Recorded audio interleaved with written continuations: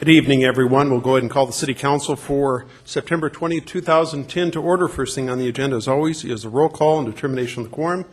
Charlene, if you would, please. Peterson? Weifenbach? Davis?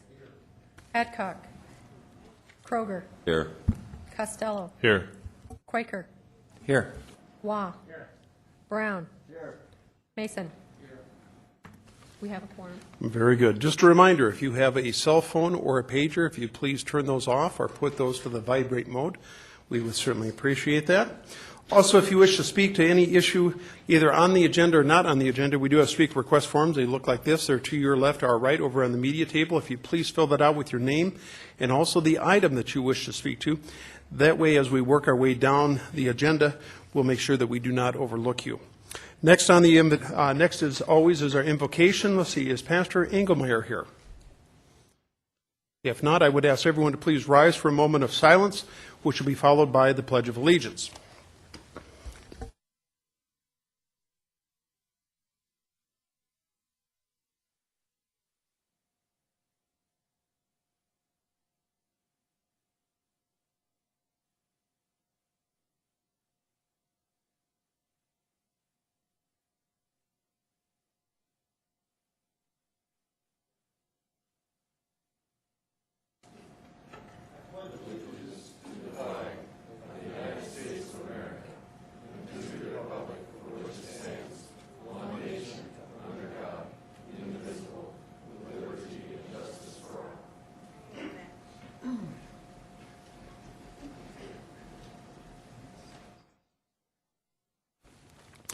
Thank you, everyone. We're now on to the adoption of the agenda.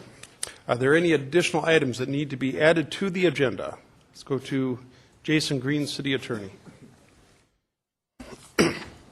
After the addendum item, I have an item to add. That would be the lease with the downtown bid board. Okay, very good. Are we going to call that 73B? I think the lease may actually be labeled as 73A in the packet, but 73B is probably appropriate. Okay, so you do not have anything in addition to add? Yes. And that's what I was going to call 73B. Okay.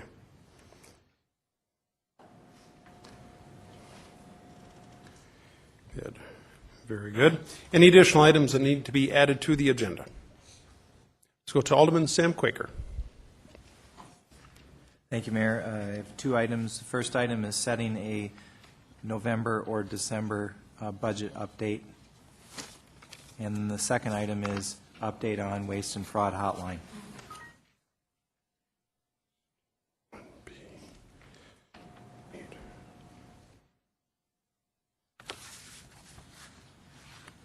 Very good. What we'll do is we'll call that 61A and 61B. 61A will be establishing either a November or December budget discussion, and 61B will be update on the hotline.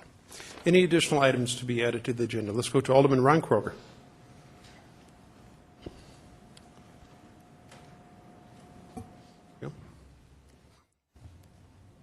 Thank you, Mayor. I'd like to add one item. That would be 2012 meeting schedule.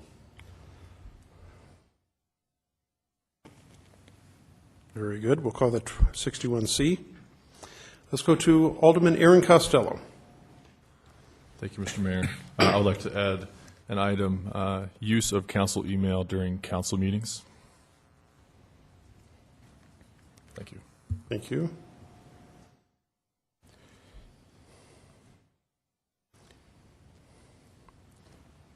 Okay, very good. Any additional items? Any additional items? If not, let's go to, I think that's it. Chair would look for a motion to approve the agenda with the additions of items 61A, 61B, 61C, 61D, and a 73B. Thank you. We have a motion and a second. Any discussion on that motion? Any discussion? Seeing none, all those in favor signify by saying aye. Opposed, motion passes. We are on to the approval of the minutes. Chair would look for a motion to approve the September 7th, 2010 regular council meeting minutes and also the September 13th, 2010 special council meeting minutes. We have a motion and a second. Any discussion on that motion? Any discussion? Seeing none. All those in favor signify by saying aye. Opposed, motion passes. We're on to awards and recognitions. Let's ask, is Donald Kerna here? I don't see Don here. He is our Veteran of the Month. We will catch him next council meeting. Very good. With that, we are on to employee recognitions, and if Tom Bielmeyer will come on up, and I'll ask the chief to come up also.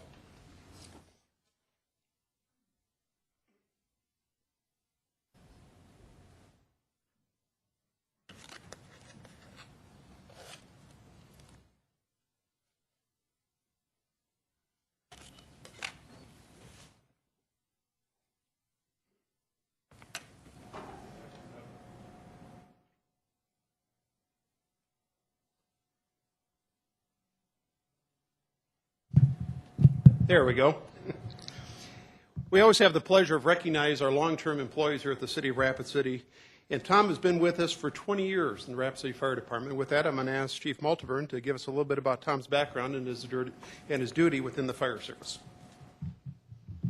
Thank you, Mayor. Thank you, Council, for allowing us to recognize Tom tonight. I've waited about 20 years for this opportunity to speak about Tom publicly. Actually, Tom and I started with the fire department together. So we have a special bond between us. We joke around about day one, starting in the fire department the same day. Back then, it was a 5-day recruit orientation to get you ready to be a firefighter in Rapid City. Today, we put new firefighters through about 9 weeks of training. So things have progressed, and we've certainly moved the department together. So it's kind of a special honor for me to recognize Tom tonight. 20 years of dedicated service to Rapid City. Most of those 20 years spent in Southwest Rapid City. You see Tom in his uniform tonight with a couple of other firefighters who are actually on duty today, serving Southwest Rapid City proudly. So with that, Tom came into the fire department with a strong EMS background, and in the time Chief Jim Tisch had a vision for the fire department to move us into providing medical service, and Tom came on board and brought some experience, and definitely was welcome to the department at that time. Tom was promoted to lieutenant in 1999, July of 99. And we've had a number of senior fire officers retire in the last year to year and a half. With that, they took a lot of experience. And somebody like Tom, serving a quarter of our city that's been here 20 years, brings a lot of experience and retains that experience that we've lost over the couple of years. And I can tell you, if I needed something in the southwest part of town and I called 911, I'd certainly want to see Tom show up. He's been a great employee and certainly one of our leaders to some of the younger men and women that join the fire department these days. So with that, I just want to thank Tom and present him with this certificate.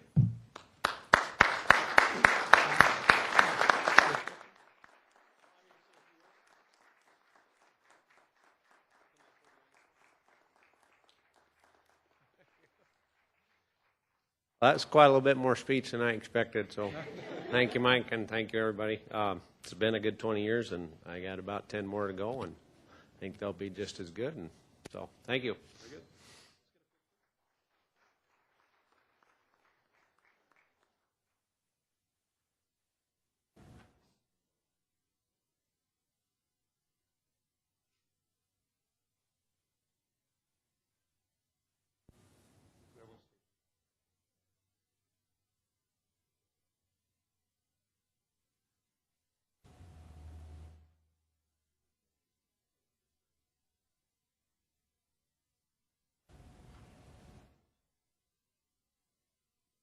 Okay, Chief, come on up. And Jeffrey Christie, come on up.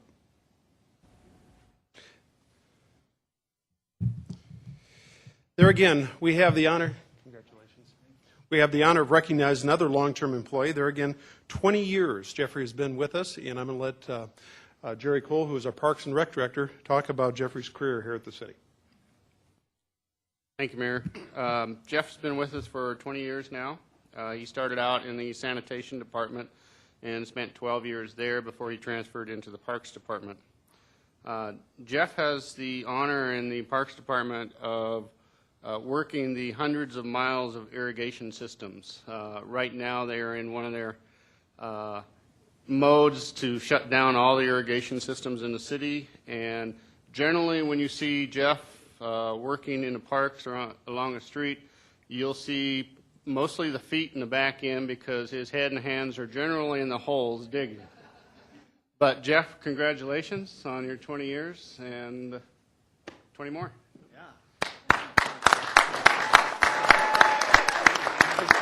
See, you have a fan club here. Yeah, I got the fan club.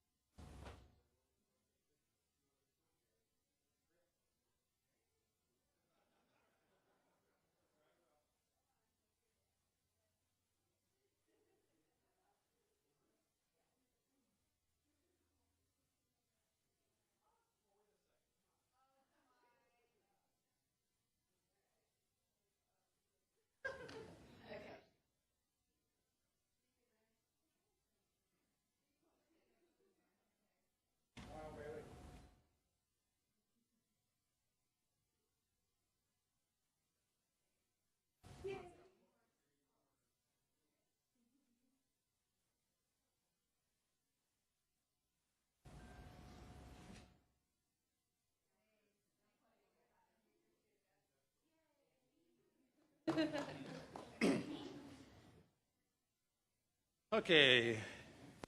And Officer McCabe. Good deal. How are you? Good.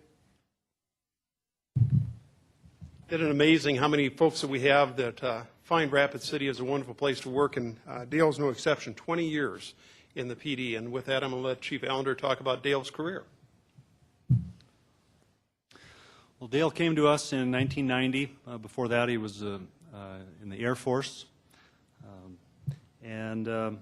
So he began as a patrol officer. Shortly after, was promoted to detective, where he kind of found his niche. During that time, he started working in the Unified Narcotics Task Force, the multi-agency task force. And it's just like it is on TV with all the long hair and everything.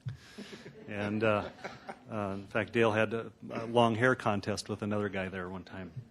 And then from that point, he was promoted to sergeant while he was in the task force, and he came out on patrol for a while, and now we've got him back in the criminal investigation division, where he's doing great work. His greatest attribute is he's from Hawaii, and I assume it's this cool Hawaiian blood that's in these people, but he can't be riled up over anything. He's got the coolest head of anybody I know. And that makes him a good police officer and a good supervisor, and so very happy to congratulate him tonight on 20 years.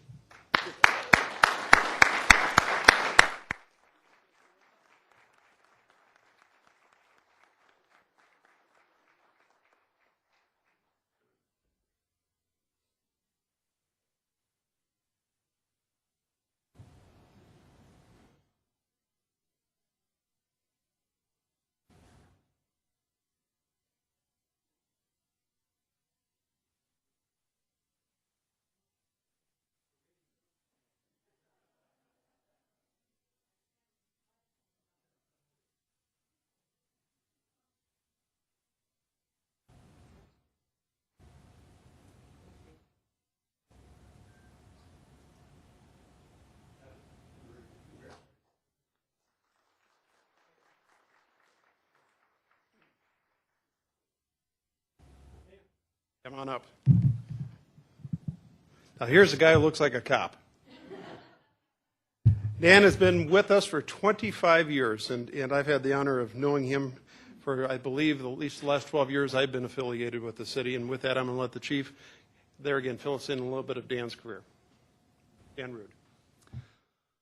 Well, Lieutenant Rude started with us in 1985 as a patrol officer, nice uniform and a full head of hair and everything. and shortly after became a school liaison officer, or some of you might know that as a school resource officer. He actually worked in the school, had an office there, and worked there 5 days a week. Came back out of there, was promoted, went to manage the crime lab for a period of time, and while he was there, promoted again to lieutenant. And he's also got a unique characteristic, and that is he's from Minnesota, so he's got some Norwegian blood in him, and he, for some reason, he is the guy that all of us, including me, send written materials to grade. On an important document, we'll get his advice, we'll try to trick him into writing things for us. And you can tell by his looks, he's a Spanish teacher out at Western Dakota Tech in the law enforcement program. He took Spanish in college and then, of course, spoke Spanish when he went on a little field trip for how long to Peru?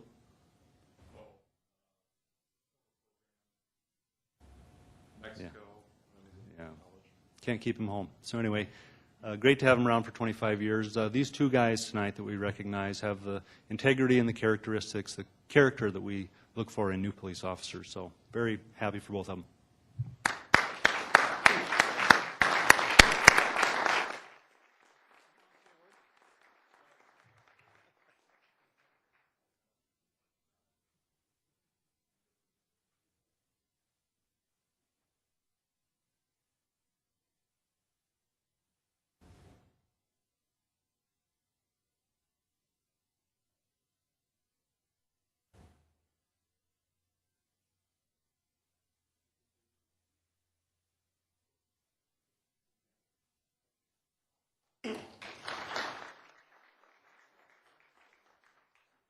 Marcia? Where's Bob? Here's Bob. And tonight we've been honoring those that have served for the city of Rapid City for 20-plus years. And tonight we have the privilege of recognizing someone as they enter into their next phase of their life, and that's retirement. And that's Bob Dominic, who has worked in our growth management department with it. I'm going to allow Marcia to give us say a few words about Bob and his career here at the city. Well, if you know Bob, then you know he's not retiring. He's already got another job lined up. And we just want to thank him for the 5+ years that he's served here at the City of Rapid City. He started out as one of our development engineers and then became the assistant director for the growth management department. Bob is just a joy to work with. He's one of those rock-solid people that come to work every day. He has a positive attitude. He keeps the people around him really level.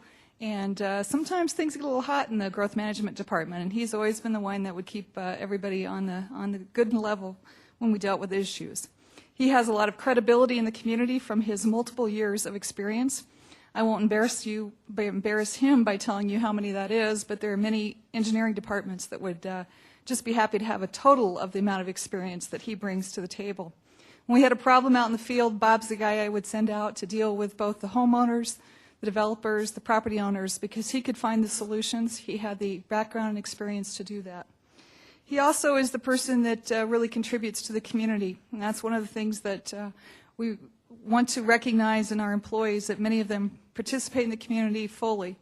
Bob is part of the leadership team at the United Methodist Church. He's been on their board of trustees. He continues to participate fully in their activities. He also is a board member with the Mount Rushmore Society. And those are just a few of the many tasks that he's undertaken as a volunteer in this community. One of the employees that he manages, Mary Bosworth, probably paid him the ultimate compliment the other day when she told me that Bob is the ultimate manager. When you read the book about how you're supposed to be a manager and take responsibility for all the mistakes that your employees you supervise make, he's the guy that does that, and then he gives the credit all back to the employees when they do a good job. So I think that's the ultimate compliment. I will miss him a great deal, and we wish him well.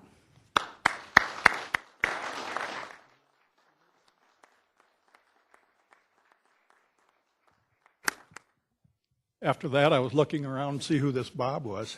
But, I want to thank the mayor, thank everybody that I worked with. Very good staff. With the staff behind us that we have, we could all do a good job.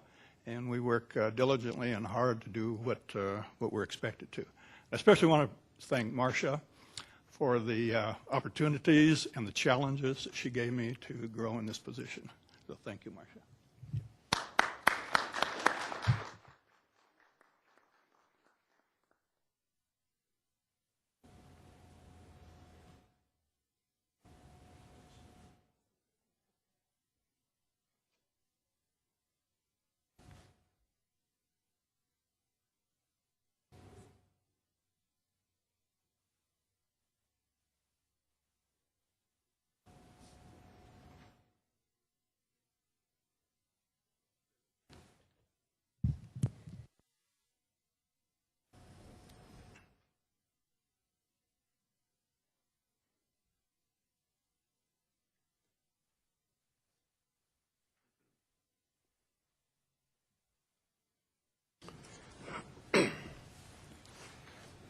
Thank you, everyone, for allowing us to take just a few minutes to recognize those that have served our community so well over the years, and also wishing well for those that are retiring. So thank you for that opportunity. Next thing on the agenda, as always, is the general public comment period. This is a time for members of the public to discuss or express concerns to the public on any issue not on the agenda. Action will not be taken at tonight's meeting on any issue not on the agenda, except by placement on the agenda by the unanimous vote of the city council members present. Let's see here. Thought there was one. I have a speaker request form from, it looks like, a Craig Sheets on travel. There again, Mr. Sheets. Just so you know, this we do time this, and it is 3 minutes. So if you would please identify yourself, and then we'll start the time and just watch the lights. When that turns yellow, you have about 30 seconds. When it turns red, absolutely, we'll get you some help here. Nope, should be right there. Fantastic. There again, Craig, if you would just identify yourself for the record, and then the floor is My yours. name's Craig Allen Sheets. I'm from Brea, California, which is Orange County. I grew up there. I'm traveling, speaking about meth labs that the government is running. What you're looking at here is relay stations in the hills of Orange County, California. You'll see quite a few of them. One's La Harbor, one's Brea, one's Anaheim Hills. They're all within about 5 to 7 miles apart, which is completely ridiculous. How many meth labs do you need? This one here is Bend, Oregon. I just spoke on this one as well. Meth labs are also harboring automatic weapons, AK-47s, AR-15s. I've got all this information as well, as you can see, documented with the FBI, several federal judges. I'm going to move on. This is a hot-shot freight train as well, harboring automatic weapons, AK-47s, AR-15s, MAC-10s, M16s, 9mm Uzis. Those trains, they don't go dead. I've already explained to the chief how that works. So many man-hours on freight, and then the train has to be parked. These trains do not go dead. They constantly move. Moving targets are hard to hit. This is a mobile station. My dad gaffed telephone poles in the Air Force. He's going to be answering to this mess. As you can see, it's a standard mobile station in California.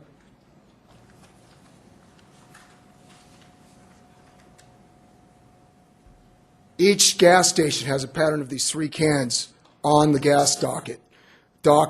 And one is uranium, the other plutonium, and then you got mercury chloride. And I don't know if you guys know what mercury will do. One little pin drop of that stuff on your front porch will level your house. So imagine a full can of it over 45,000 gallons of gasoline and diesel. And I explained to the chief that gas and diesel mixed together is napalm. As well, here's another pole, and this is another pattern. You'll find it on every church.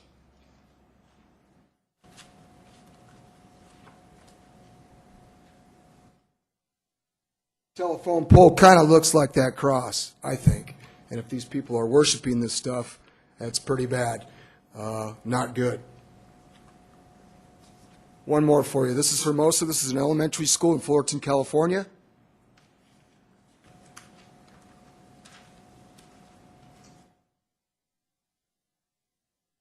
That's where the kindergartners play, and you can see the poles there as well. I'm going to get a Geiger counter. I'm ordering that in about 3 months.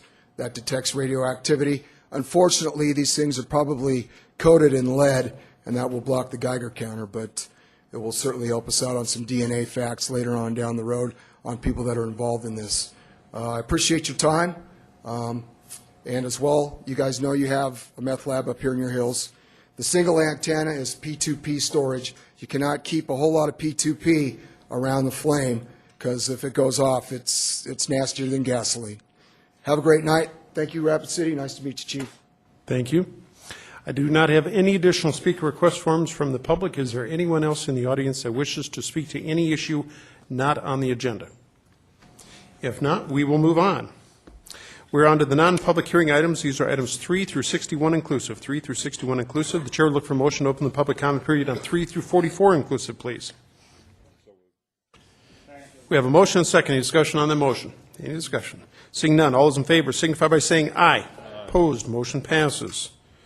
I do not have any speaker request forms on items 3 through 44 inclusive. Anyone in the audience wish to speak to any of these items dealing with 3 through 44?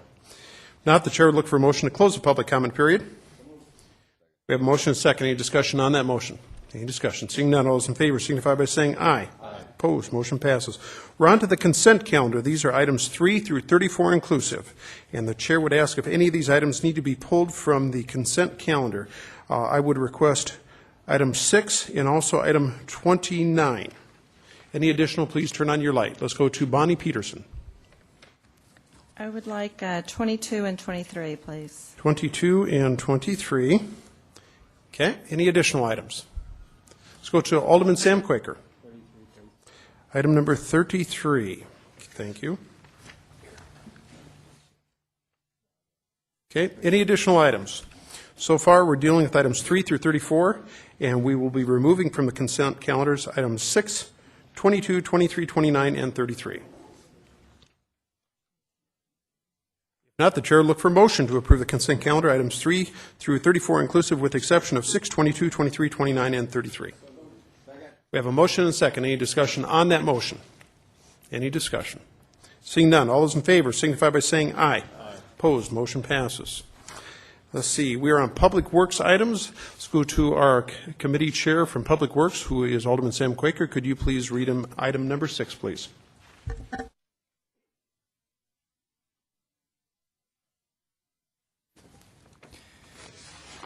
Item number 6 is to approve the allocation of $1.5 million a year for 10 years of the 1.6 utility funds for use on street improvements, with the .16 utility fund program guidelines being changed to reflect this motion, contingent upon the ordinance change approval. For sake of discussion, I'll move approval. We have a motion and second for discussion. Or for approval. Any discussion on that motion? Since I pulled it, all I wanted to do is I wanted to recognize and thank the council for their support on this project. Quite honestly, I think the council is going to make a huge difference in the quality of the residential streets in Rapid City over the next 10 years. By putting $1.5 million a year over the next 10 years, it appears that we'll be able to maintain literally all residential streets in the city of Rapid City within the next 10 years. So I just want to, there again, thank the council for what I consider a wise use of .16 money. With that, the motion on the floor is for approval. Any further discussion? Any further discussion? Seeing none, all those in favor signify by saying aye. Opposed, motion passes. We're on to item number 22. Alderman Quaker, if you would, please. Item 22 is to grant the exception to reduce the detention requirement from 4,175 CF to 1,337 CF for the existing building for the parking lot expansion located at 4200 Beach Drive, Lot B of Lot 8. This was submitted by Fisk Land Surveying and Consulting Engineers. For sake of discussion, I'll move approval of the exception. We have a motion and a second for approval, item number 22. With that, any discussion? Motion on the floor is for approval. Discussion on that motion. Let's go to Alderwoman Bonnie Peterson. Okay, thank you. I'm a little confused about this. We're saying they don't have to meet the drainage requirements. Let's go to Robert Ellis, our Public Works Director. Our design standards require that you detain a certain amount of your runoff. In this case, the requirement would be a little over 4,000 cubic feet of water. Due to the topography of the lot that they're developing and the proximity to Canyon Lake, there really isn't a feasible option There is an option, but it's almost cost prohibitive, and that would be underground storage of your water. That would be the only viable option, but quite honestly, the cost of doing that, I don't think that we've ever required anybody in town to do that. They are trying to make an effort to detain as much as is possible, and they're able to detain 1,337 cubic feet, short of what our requirements call for, but it is an effort that they're making.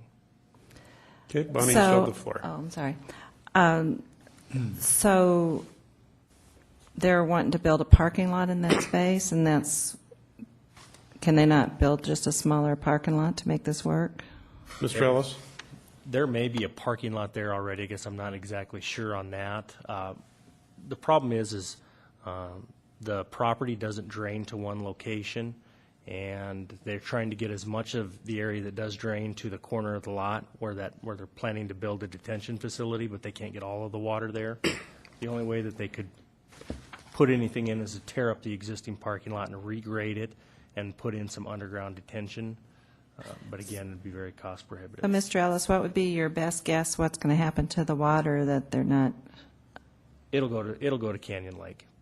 but will it flood the parking lot there that people use between the building and the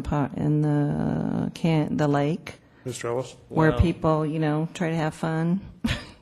I don't think so. I think it'll run to that corner. Most of it will run to that corner. It may inundate their parking lot for a period of time, but it will evacuate down to Canyon Lake.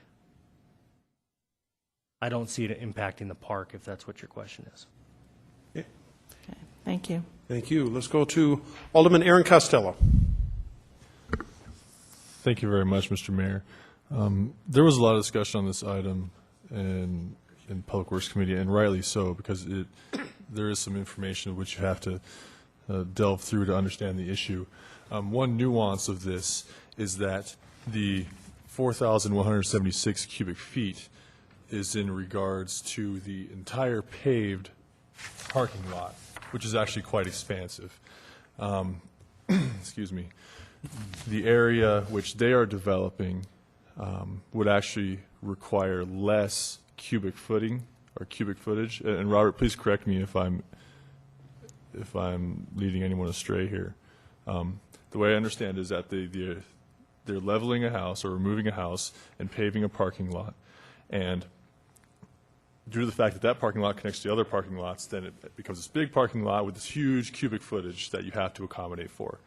It's physically impossible to accommodate for all that water, but they are accommodating the city and us who are drinking the water to the point of implementing this 1,337 cubic foot retainer, which is above and beyond what technically they're required for just their small area they're developing. So the unfortunate part of this, I believe, in my opinion, falls on the fact that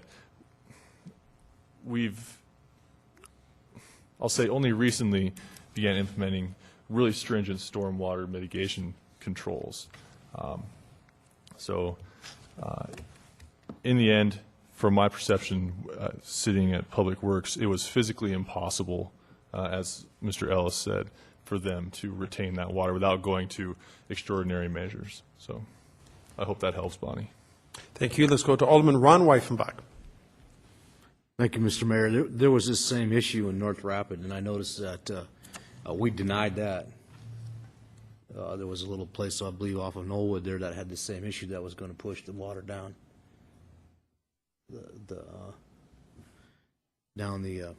I guess down for someone else to take care of. But Alderman Costello had touched on the stormwater drainage issues. Have we looked at that? Or I guess, Mr. Mayor, that would be a question for either Public Works or Growth Management, because it looks like Growth Management is the one that denied this. I'm assuming they had a reason to deny it. Let's go to either Marcia or Robert, whoever wants to take that up. I think there's some confusion on the document. It does refer to growth management, but this was processed by the Public Works staff. We're over here recalling that the Lakota College on Knollwood, we're thinking that that was approved a few months ago, but we'd have to pull the records to double check that. And I don't know absolutely without going back and pulling the files. But you're right that that was a similar kind of situation where the topography of it addressed the issues relative to detention. But we could pull those files and get back to you if you'd like. Mr. Mayor, the other question I have, is this increase in the impervious service, area there, surface area? Let's go to Marcia or Robert Ellis. I'm looking at the arrow that's attached to this agenda item, and I see a lot of asphalt parking already there and a rooftop from a structure. My guess is if it does increase the runoff, it's very minimal because it looks like that lot's almost completely developed anyways. Okay, that's the question I'm asking. Yes. I mean, if there's not a problem there and it's not increasing the runoff, then I don't have a concern about it. But if it's going to increase the runoff because they're going to build a bigger structure, then, I mean, there is an alternative, and the alternative would be to build a smaller structure that actually. I don't think that's the case. I don't think they're increasing Thank you. runoff. I'm comfortable Thank with you. that. Motion on the floor is for approval. Any further discussion? Any further discussion? Seeing none, all those in favor signify by saying aye. Aye. Opposed, motion passes. Item number 23, if you would, Alderman Quaker. Oh, I'm sorry. Go on record for a no. Yes, you certainly can. Thank you. Charlene, did you get that? Motion passes with 1 no from Alderwoman Bonnie Peterson. Thank you. With Item that, 23 thank you. is motion to direct the preparation of an ordinance to require a 100-foot buffer between casinos and residential use or residential zone properties. Move to approve. Second. Okay, we have a motion and a second, and the motion is to direct staff to prepare an ordinance to require a 100-foot buffer between casinos and residential use or residentially zoned properties. Discussion on that motion. Let's go to Alderwoman Bonnie Peterson. Thank you, and maybe some of the aldermen that are on Public Works. I was just wondering why the 100-foot instead of the 500-foot, or why you took the minimum option. It seems like you should have a larger buffer up against residential neighborhoods. And that's a question directed to Alderman Quaker. If there's anyone, if no one wants to address it, I just thought maybe you could enlighten me some of the discussion that was had, pros and cons. Okay, let's go to Alderman Sam Quaker. Thank you, Mayor. And thank you, Bonnie, for the question. I would support a larger buffer, but I think the following factors need to be considered. One is the number of existing businesses that would be turned into a non-conforming use by implementing a buffer.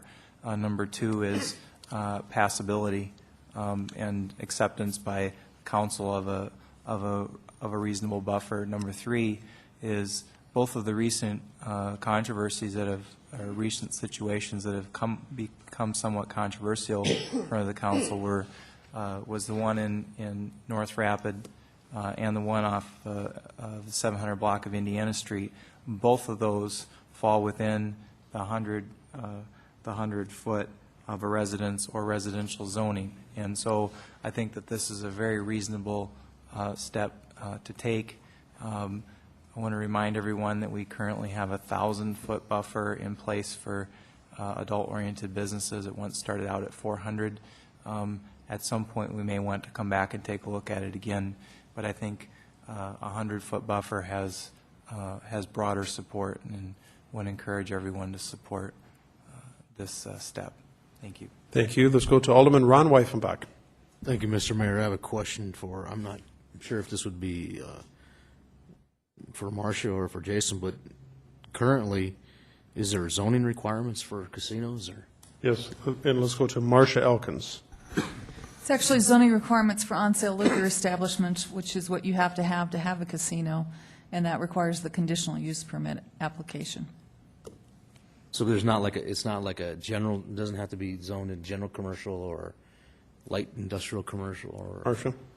It would need to be general commercial or central business district. Well, doesn't general commercial have specific buffers already designated?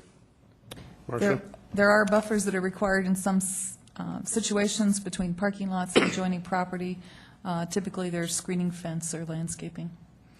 They are not a distance factor. But isn't there like a buffering, like it has to have MDR, office commercial? I mean, isn't that? In some cases, we've done that in many of our new land use plans where we're developing those, but in many existing residential neighborhoods, they are directly adjacent. And an example would be Jackson Boulevard area where the general commercial backs it directly up to La Crosse Street would be another one. Okay, so basically this would probably fit into those areas that already exist, not going forward on how we plan in the future, I guess. I would hope that the plans that we develop in the future have those buffers that we've talked about with office, commercial, and MDR. All right, thank you. Thank you. Let's go to Alderman Jordan Mason. Thank you, Mayor.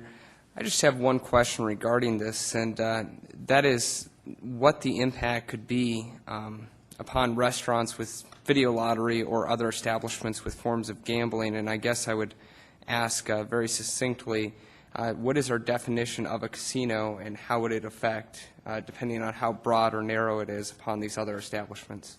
Let's go to Marcia Elkins. I think that's the language that the city attorney's staff will be working on with the growth management staff to bring forward, is how we define that. Also, how we define the residential use and residential zone properties. Is it property line to property line or building to building? Those will be some of the issues that will come forward when an actual draft is before you. And Marcia, you may want to also acknowledge that on the link, I believe that there's also a map that shows the buffering. Correct. We've identified the buffers for 100, I believe it's 250 and 500. And then there's also a chart that identifies how many existing businesses would be affected by that. And that's based on two different kinds of on-sale liquor establishments. So. Okay. Mr. Mason, anything else?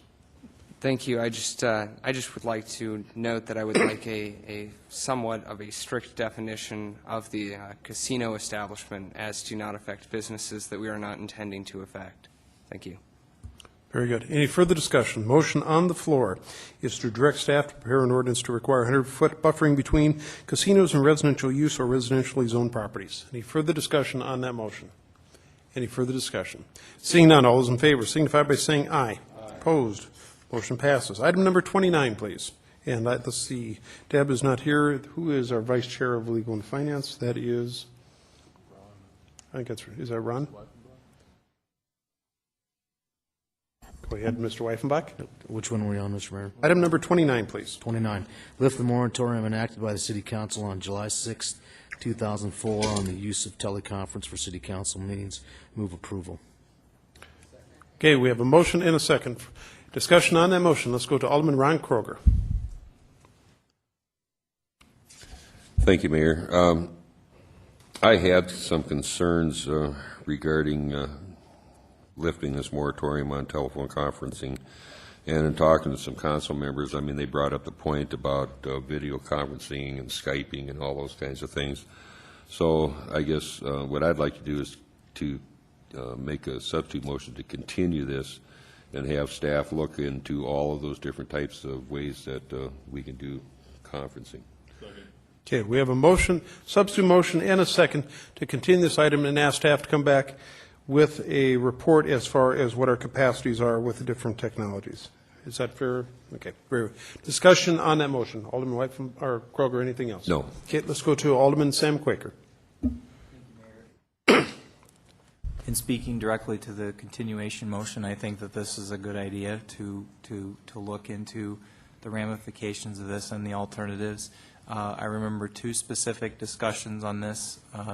One, I think, was in 2001. It was before I got on the council, but I remember watching, there was a controversy over an appointment for a council vacancy, and I remember it was a very memorable experience. Somebody was trying to hold up the phone to the microphone so that somebody could vote from out of state, and there was a tremendous amount of controversy there.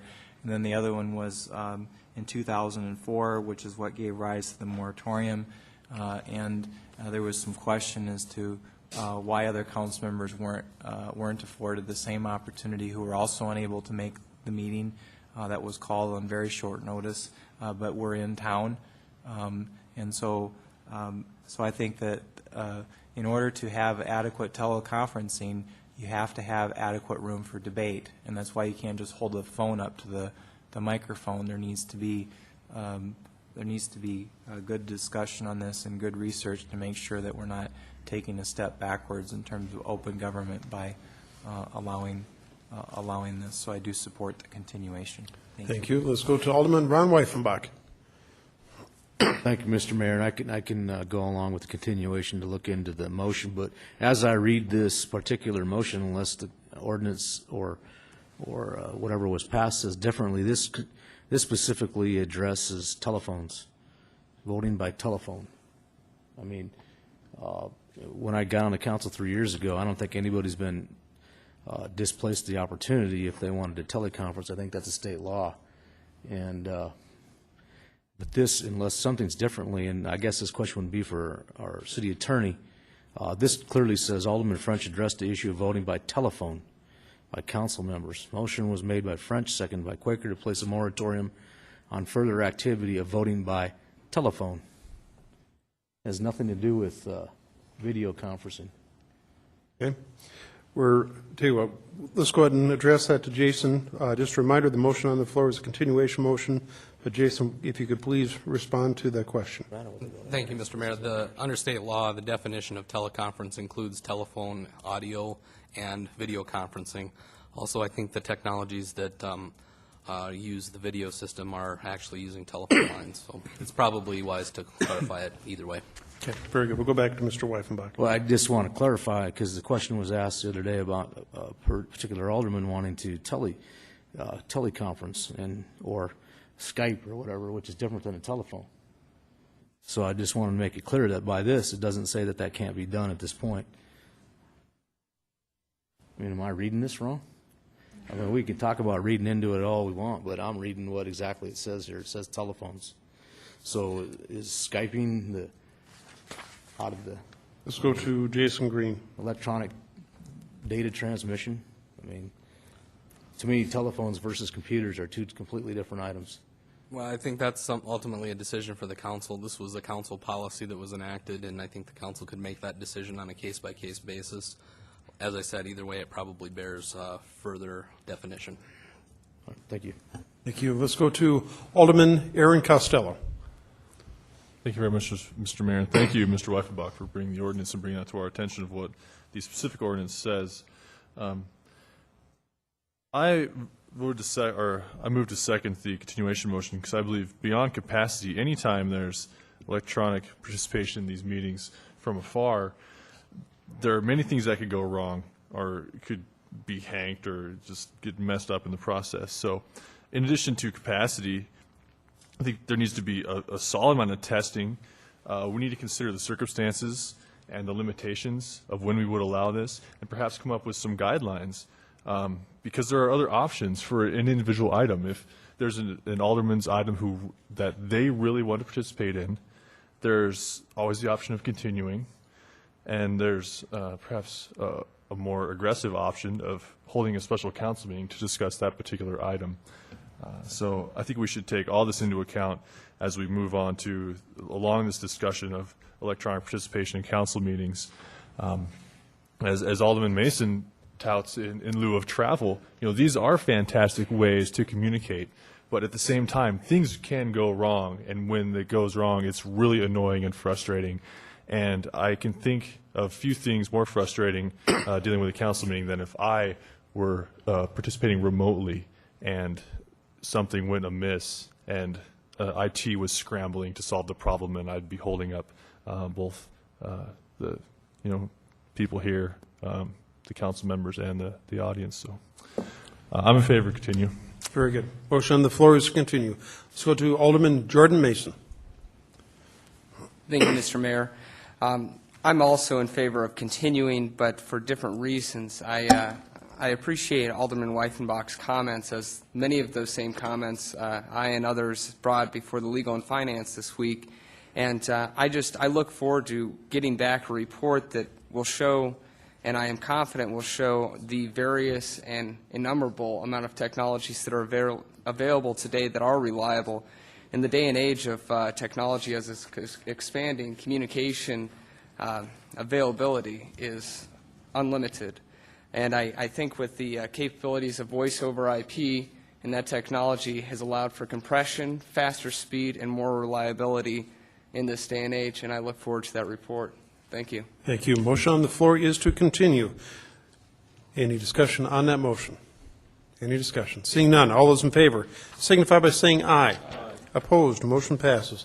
Alderman Weifenbach, could you please read in item number 33, please? Item number 33, approve revised technology resource usage policy. I'll yield to the floor. Could we have a motion, please? Is there no motion? Move to continue. Second. Okay, we have a motion and second to continue item number 33, which is to approve the revised technology resource usage policy. Any discussion on that? Seeing none. All those in favor? Whoop, nobody's, okay. Let's go to Alderman Aaron Costello. I should explain why I'm moving to continue. On page 3 of the attached item, the third bullet down, whenever information technology has a request to view the email of a city employee or a city elected official, a log will be kept by the IT officer noting the person making the request, date of request, and email account viewed. The exception is in the case of routine computer or network server maintenance. I think this has huge implications, and I would like to know who is notified, if there's a notification procedure. I mean, I understand that for all practical purposes, our email law is public record. But I asked not too long ago if I personally would have the ability to view the email of another council member, and I was told no. So I'd like an explanation of this. Okay, now there again, we'll go ahead and expand on this just a little bit, but the motion on the floor is a continuation motion. Mr. Tome, do you understand the question? It's just the last page with the underlined items that are the new changes to the policy. The bullet point you're referring to already exists in the policy and was previously approved by the council. I overlooked it. I apologize. Okay, very good. Mr. Green, is that what you're going to point out also? Okay, very good. Motion on the floor is for approval. I'm sorry, for a continuation. My apologies. The motion on the floor is to continue this item to the next city council meeting. Seeing no further lights, all those in favor signify by saying aye. Aye. Opposed? Motion passes. Okay. Very good, everyone. That does take us through the end of the consent calendar. We're on to the continued consent items. These are items 35 through 44 inclusive. Does anyone wish to remove any of these items from the continued consent items 33 through 35 through 44? Marcia, are you good?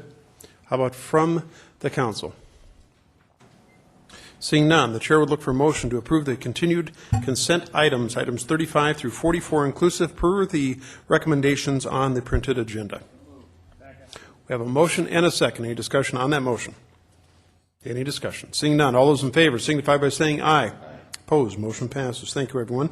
That does take us to the end of the continued consent items. We're on to the non-consent items. These are items 45 through 62. 45 through 62. Chair will look for a motion to open the public comment period for items 45 through 62. We have a motion and a second. Any discussion on that motion? Seeing none. All those in favor signify by saying aye. Aye. Opposed, motion passes. We do have a number of speaker request forms, I believe. Let's double check here. They're all dealing with item number 53, everyone. Item number 53. Just a reminder to the audience, as we call you forward, we do time this. There is a 3-minute time period, and so if you would please identify yourself for the record, and then we will start the timer. First speaker request form is from Eric Farrar, item number 53.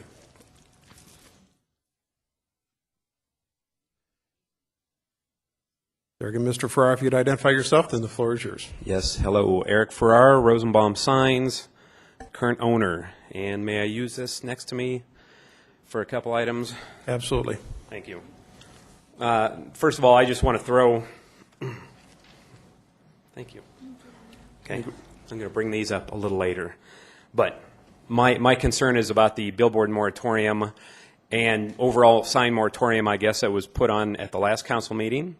I was not in attendance for that because we had no notice of it. I was very surprised the next day to read about it in the newspaper.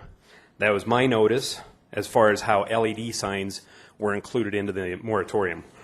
That is my major concern, is that there's no reason the LED signs for on-premise signage should be included in that moratorium.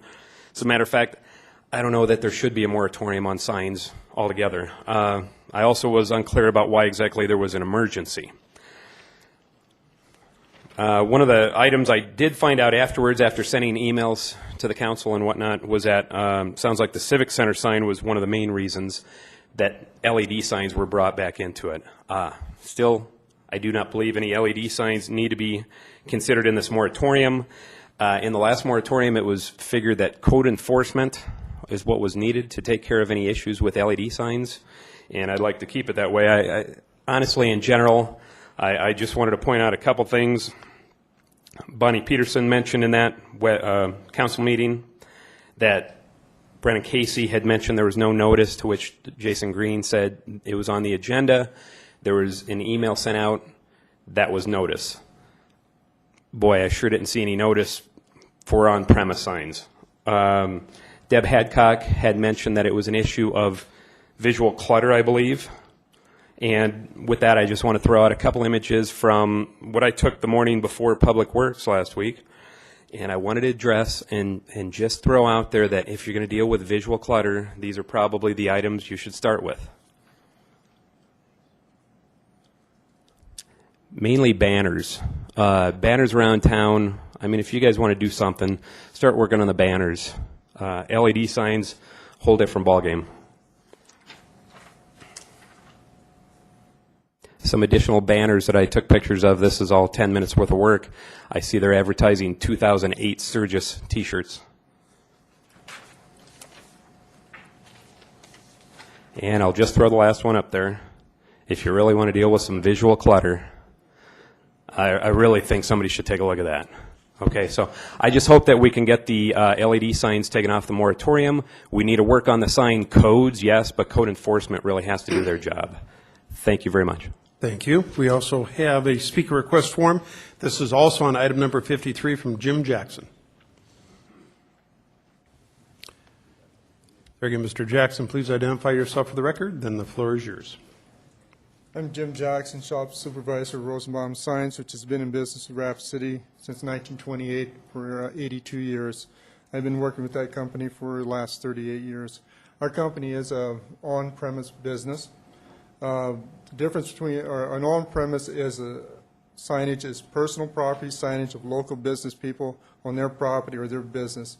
The off-premise signage is rental advertising from billboards, no different from TV, radio, newspaper, and magazines. To compare the two is like comparing apples and oranges. I understand the off-premise companies want to be compared to on-premise, but they're not doing business on location like local business owners, taxpayers. These business people are trying to advertise their business from their location to their customers.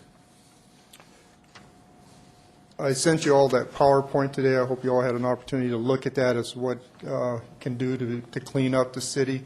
On-premise, as you notice in that PowerPoint, once you take away billboards and you take away banners and you take away illegal signs, you have a nice, clean business there. I was on the sign task force, and the sign task force, in a very short period of time in the meeting, had decided that on-premise was not a problem, that the problem with on-premise was code enforcement, and the code enforcement was there. And I'm not going to put the mayor on the spot or anything, but the mayor was there. I think he understands what I'm trying to say here, too. And that was pretty much the conclusion of that. And at both of all the sign task force meetings I was at, that I'll bet it took 10, 15 minutes, if anything, to come to that conclusion on on-premise. I would like, and I hope tonight that you can see in yourself to have the on-premise signage removed from this moratorium. Thank you. Thank you, Mr. Jackson. We also have a speaker request form from Lisa Modrick, item number 53. Good evening, Lisa. If you'd please identify yourself, and then the floor is yours. Thank you, Mr. Mayor. Lisa Modrick with Modrick's Travel, also an original ad hoc sign task member. And I have to agree with Jim when we did do and formulate that meeting and went through the determination between the two, between off-premise and on-premise signage. It is completely different. And I think as you continue to study and maybe more information comes towards you and you research and learn more about signage, you're going to find that off-premise and on-premise are two different worlds. Jim made a great point in that it is our local businesses and our establishments that are paying property taxes. Retail is coming in. This is directly affecting our city and your coffers, your money that you're trying to gather now, and that is a direct, whereas off-premise may be going outside of our city. And beautification, we're all into that, and we're also into safety. So we need to take a look at that. I definitely commend all of our city council for going forward and really digging in to try to figure out what our solution is going to be to signage. But we want to be careful with the on-premise and off-premise because that is two different worlds. And I think you're going to find that the biggest fight right now with the city and the citizens is the off-premise billboards. That is the issue that stands strongest. It's standing before you, I think, at just about every city council member meeting that I have been to, and we really need to determine those as two separate issues. So it's very important that our council looks at that and determines that. So many other cities have decided that on-premise and off-premise are two different issues and should be reviewed as that and not all in one. So if you can protect the businesses and their signage that they need to bring business in, to get the revenue going, to get you your property tax dollars, and also to get your revenues in. Let's be careful of what we're doing with on-premise right now. Maybe go into code enforcement because we all know that's needed. We've talked about the issues that we have with code enforcement on the on-premise, which are heavily regulated, and review that as a separate issue as the billboard issue, which is one of the biggest issues we've seen this last year. And I thank you all for taking it seriously and helping find the solution to our city and our needs for signage. Thank you, Lisa. We also have a speaker request form on item number 53 from Brendan Casey. There again, Brendan, if you would just identify yourself, the floor is yours. Thank you, Mr. Mayor, and thank you, Council. I agree completely with everything Mr. Farrar had to say. Throughout this sign issue or debacle, regardless how you want to put it, and now we've drug in the on-premise people. Now we're using moratoriums, and I was not at the meeting where the moratorium was issued, but it was noticed as a collection or at least some direction on the sign committee, and that morphed into a moratorium, which at a council meeting then morphed into an on-premise moratorium. I disagree with Mr. Green. I do not think any of this was noticed properly, but I think the remedy is pretty obvious here. If we're going to have a sign committee, let's have the sign committee, and to quote former Alderman Malcolm Chapman, let's have our arguments and knife fights, whatever we need to do, and bring it back to the council in an efficient form. I think that we've spent way too long on this. I think it's overreactive. I think the city itself is the third largest sign company. I would like that to be a component of whatever committee's assembled. I guess I would ask you, with all due respect, is let's not even apply a moratorium. You have a 28-page sign ordinance. And for those of you who don't know, your strip club ordinance is 14 pages. And overlying this ordinance is a conditional use. That's a ban. We all know that. We have no need for any moratorium. Let's all get together, be on a committee, and discuss this. Thank you. Thank you.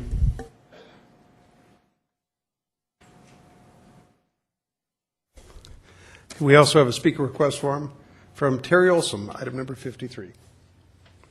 There again, Mr. Olson, if you please identify yourself for the record, the floor is yours. Sure. Terry Olson, Lamar Advertising here in Rapid City. Mayor, Council, thank you for your time tonight. I would like to speak and urge you to repeal the moratorium for all billboards.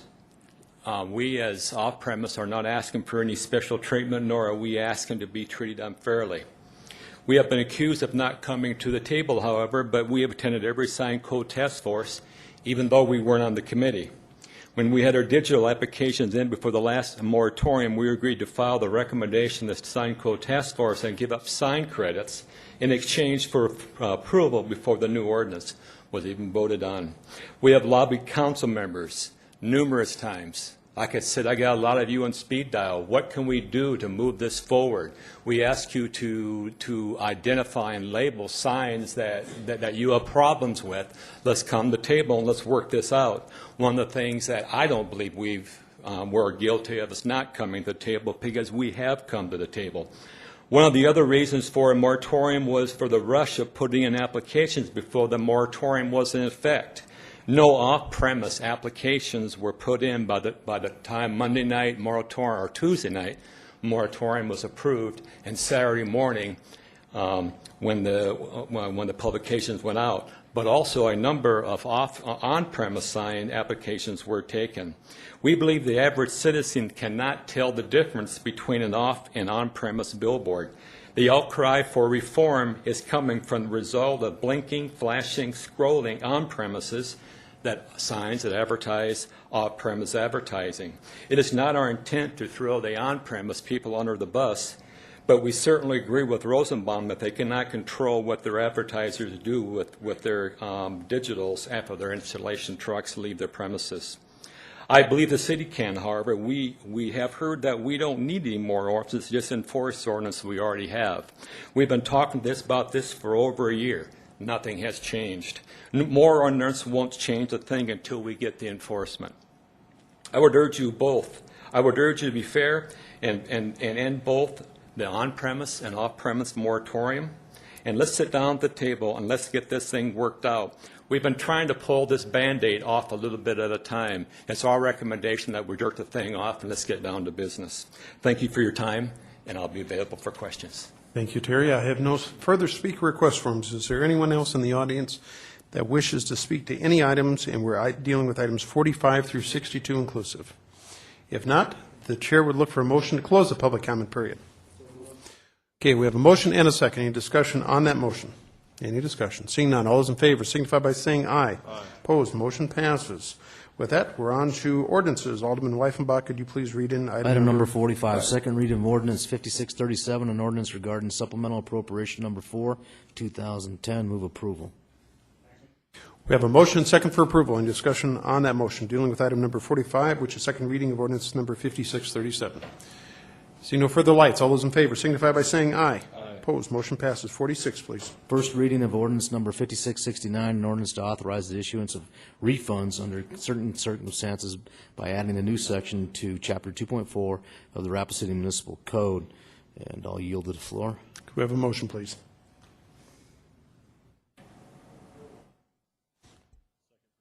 Okay, we have a motion and a second for approval, and we're dealing with item number 46, which is first reading of ordinance number 5669. Discussion on that motion. Discussion on that motion. Seeing none. All those in favor signify by saying, whoops, there we go. All those in favor signify by saying aye. Aye. Opposed, motion passes. Thank you, everyone. Item number 47, please. Item number 47, second reading and recommendation of ordinance 5667, an ordinance to provide standards methods to adjust sewer bills based on usage by amending section 1308-370 of the Rapid City Municipal Code. Move approval. We have a motion and second for approval. This dealing with item number 47, which is a second reading and recommendation of ordinance number 5667. Any discussion on that motion? Any discussion? Seeing none, all those in favor signify by saying aye. Aye. Opposed, motion passes. 48, please. Item number 48, first reading ordinance 5670, an ordinance amending section 1706 of chapter 17 of the Rapid City Municipal Code, rezoning that within described property is requested by Fisk Land Surveying and Consulting Engineers for Property Rentals, Inc. for rezoning from medium density residential to general commercial. And this is tract 1 of Arrowhead Vision Edition, located at Rapid City, Pennington County, South Dakota, located at 3800 Fairway Hills Drive. Motion is for approval. Do we have a second, please? Second. We have a motion and a second. This is dealing with item number 48. This is first reading of number 5670. Discussion on that motion. Let's go to Alderman Gary Brown. Thank you, Mayor. Can I have a question for Marcia, please? Yes, go ahead. I'm confused. Just need you to straighten me out. We just had this at future land use. It's coming to the council, has not gone to the planning commission. What's the difference? The ordinance first reading of that's coming to us first before it goes to planning commission? Yep, let's go to Marcia for the explanation. You are correct that the way we've set up our rezoning hearings is they come to you before the planning commission will consider them, and then planning commission's recommendation will be back to you before you have second reading on the ordinance. In some cases where there was concern about the amount of public input, the council has delayed first reading to allow the planning commission's hearing to occur first. Example of that would have been the Walmart site. But typically you do see first reading before the planning commission's held their hearing. Been a few phone calls on this, I'm sorry, Mayor, been a few phone calls on this, so there might be some discussion from the council on whether or not we want to put this off. One of the options is the council does have the option to continue this for 2 weeks, and that way it will go to planning commission first. Mayor? if Yes. I might. While I've been sitting here tonight, I've received 3 email comments expressing concerns about this rezoning and the related comp plan. We'll be linking those to the planning commission items, but I did need to make you aware of that. Okay. Let's make a motion. Go ahead. Okay. Second. Okay. We have a substitute motion and a second to continue this item for 2 weeks. Discussion on that motion. Let's go to Alderman Dave Davis. I, too, have had several calls from constituents in that area, and I think it's very important that we continue it and get the full story before we run the first reading through. I think it's important that it goes through planning first and we know where we are. So I would hope that everyone votes to continue this and we get the whole idea of what's going on. Very good. Let's go to Alderman Bill Waugh. Thank you, Mayor. I'm in favor of continuing, but I do have just one question. It might be outside of the continuation motion, but why don't we have links when it comes for first reading? Marcia? Council's treated first reading on these items as kind of a set for hearing kind of attitude, and so they are not provided to you at first reading. We're just starting the process to prepare all the documents that are necessary, so they typically aren't available at this time. Thank you, Marcia. Thank you, Mayor. Thank you. Motion on the floor is continued. Let's go to Alderman Ron Weifenbach. Thank you, Mr. Mayor.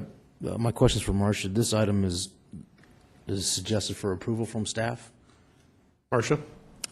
It is presented to you for your action. Again, it's treated as a first reading. We don't make a recommendation at this point in time. Typically, you do have approval of these items. That's a standard operating procedure.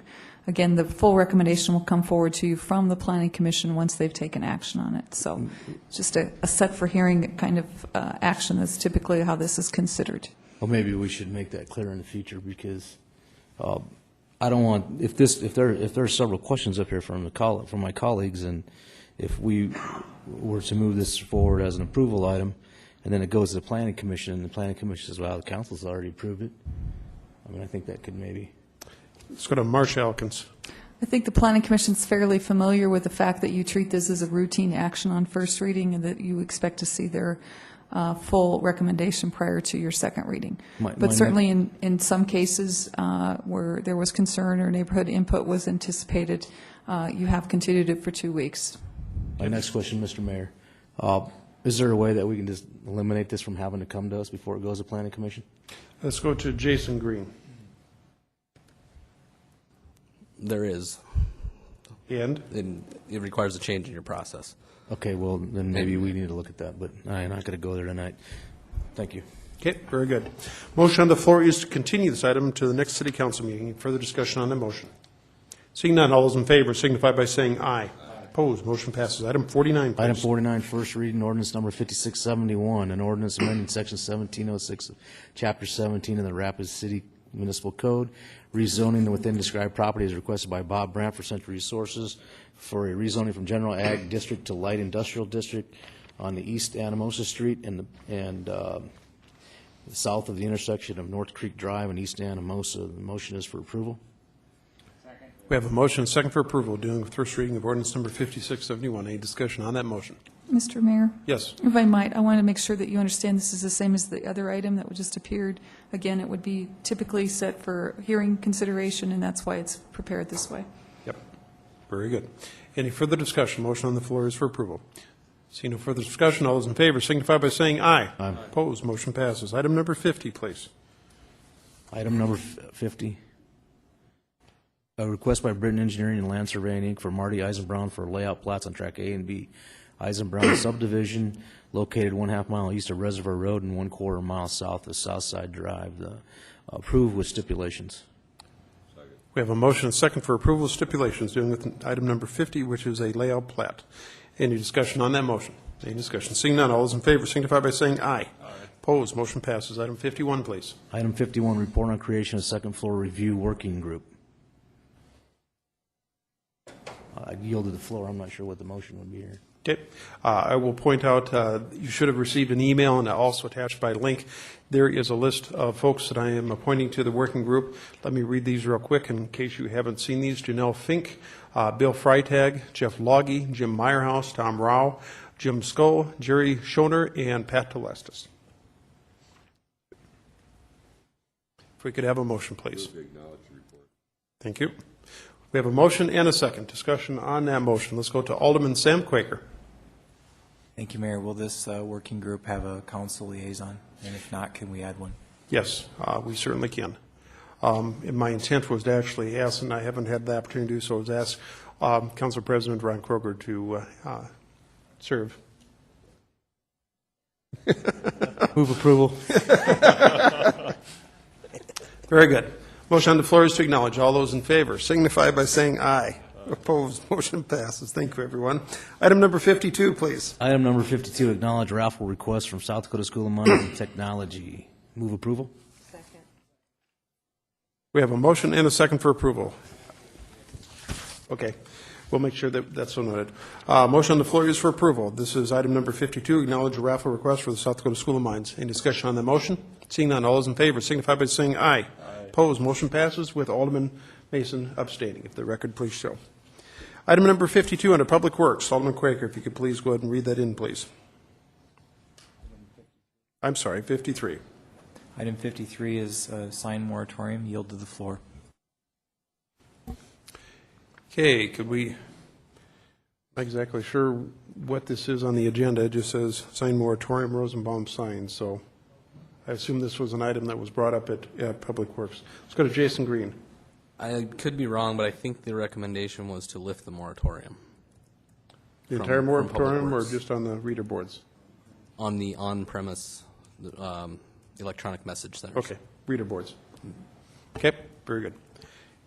Alderman Quaker, would that be your motion? Did you want to yield to the floor? Okay, can we have a motion, please?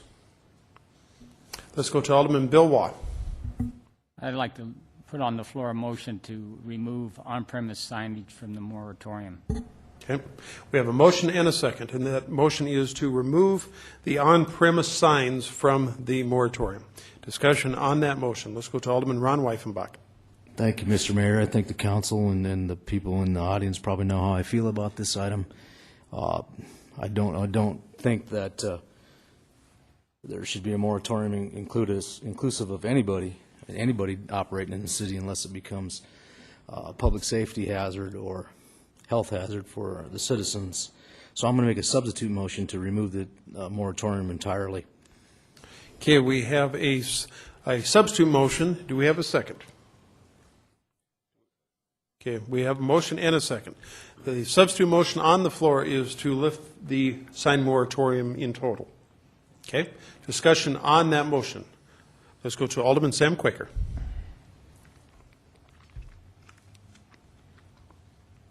Thank you, Mayor.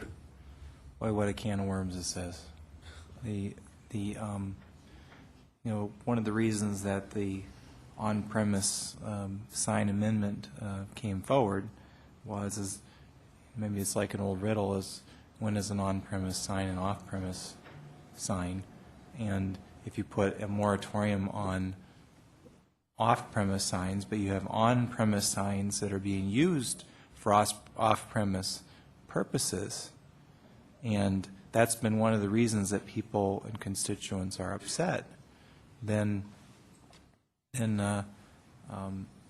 it seems, at least from that standpoint, that it makes sense to extend the moratorium to include on-premise signs, which by definition would then include on-premise signs that are advertising off-premise messaging. So, and at the same time, I certainly want this to be above board, noticed, and a fair process for all. And so, I'll listen to the discussion on this, but I really think that one of the reasons why we've had this big controversy in this discussion on a moratorium on off-premise signs and the discussion of more ordinances regulating off-premise signs is because on-premise signs have been absolutely used for off-premise purposes. I can think of half a dozen examples just sitting here. And so how do we address that issue? Thank you. Thank you. Just a reminder, the motion on the floor is substitute motion. That is to lift the moratorium. With that, let's go to Alderman Jordan Mason. Thank you, Mayor.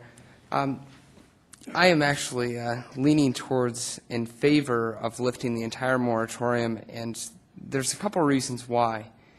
When this question first raised its head, there were two parts to it, and I think we all remember that we split the question because of the two parts. The first part of this was to open up the discussion and also invite both sides of this issue to the table to discuss a resolution, at which point I wholeheartedly agreed, and I think that's the right move forward.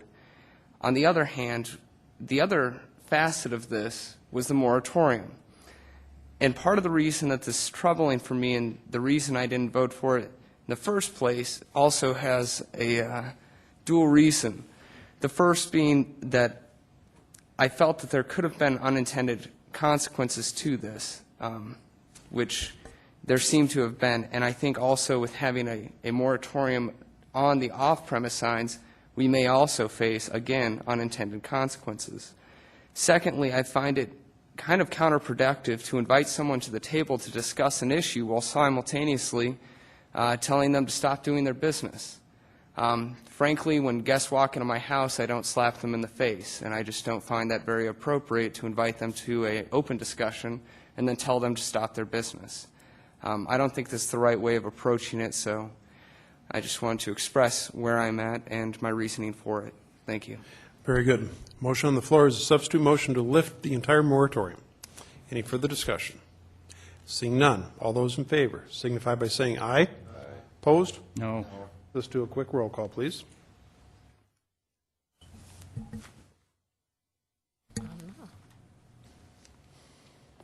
Quaker. No. Wah. The motion is. The motion is to lift the entire moratorium. This was a substitute motion. The original motion on the floor was to lift the moratorium on the on-premise signs only. There was a substitute motion to lift the entire moratorium. No. Brown. No. Mason. Aye.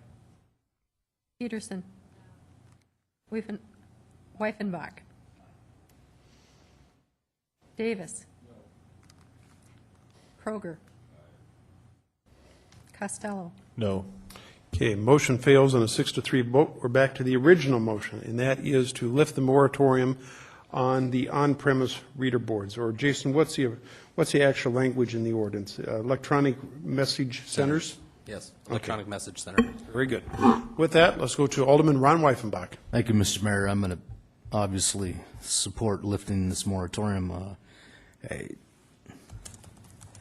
I'm sure it is a can of worms, but it seems to be the best thing to do. If I can't get it all, I'll go for half of it. I agree with the fact that these guys are willing to come to the table. They've always been willing to come to the table.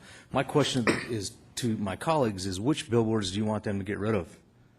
You want to get rid of all of them? If that's the case, let's just shut them down today so they can move on with their life. If you have specific billboards you want to get rid of, tell me which ones they are. And we'll tell these guys that these are the ones we want you to get rid of. This has gone on way too long. Let's give them the rules and move on. So I'm going to support lifting the moratorium on the on-premise. But it's interesting because the argument is always dependent upon what side you're on. If it was your business, you'd be up here arguing to lift the moratorium.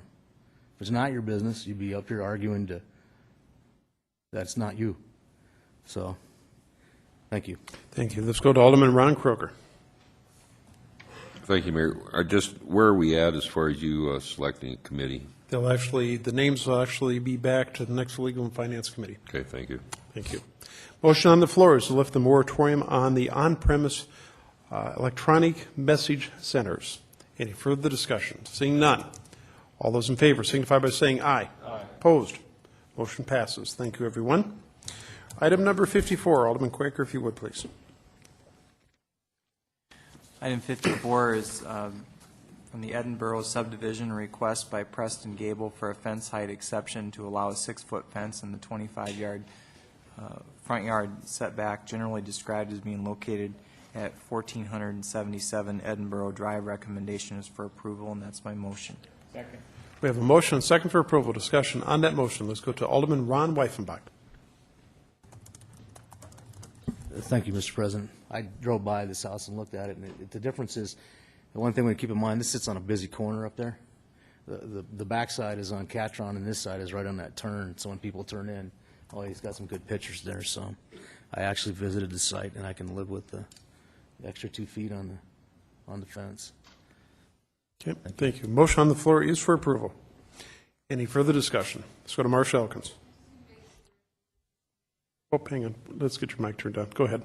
We did receive a letter that's in your packet today objecting to this fence. It came in late this afternoon, so make sure Very you're good. aware of that. Thank you. Motion on the floor is for approval. Any further discussion on that motion? Any discussion? Seeing none. All those in favor signify by saying aye. Opposed, motion passes. Pauline, let's do the bill, or the bid list, please.